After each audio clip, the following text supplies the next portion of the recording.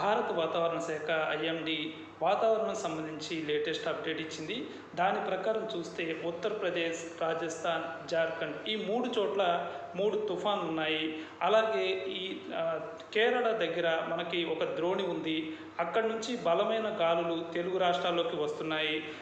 అందువల్ల తెలంగాణ, ఆంధ్ర ఈ 2 రాష్ట్రాల్లోనూ ఒక వారం రోజుల పాటు తేలికపాటి నుంచి మోస్తరు వర్షాలు కురుస్తాయని భారత వాతావరణ శాఖ తెలిపింది.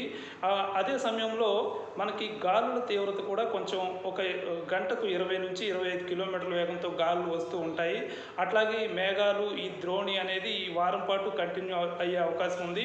ఈరోజు ప్రధానంగా చూస్తే ఉత్తర తెలంగాణ, కోస్తా, ఉత్తరాంధ్ర ఈ ప్రాంతాల్లో ఎక్కువగా వర్షం కురిసే అవకాశం ఉందని భారత వాతావరణ శాఖ అలాగే ఈ రాష్ట్రాల్లోని వాతావరణ అధికారులు చెప్తున్నారు.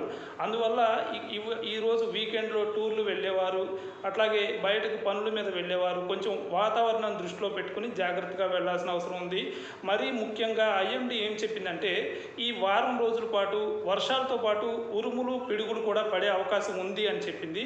అందువల్ల రోడ్డు మీద వెళ్ళేటప్పుడు సడన్గా వర్షం వస్తే వర్షంలో తడవకుండా అట్లాగే చెట్ల కిందకు వెళ్లకుండా జాగ్రత్త పడాలి. ఎందుకంటే ఈ ఉరుములు, పిడుగులు ఎక్కువగా చెట్లను అట్రాక్ట్ అయ్యి చెట్ల మీద పడుతూ ఉంటాయి.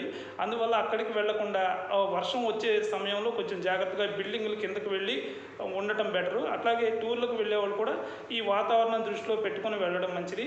అయితే రాయలసీమలో మాత్రం వాతావరణం కొంచెం వేడిగా ఉంటుందని, ఉక్కపోత ఉంటుందని వాతావరణ శాఖ అధికారులు తెలుపుతున్నారు.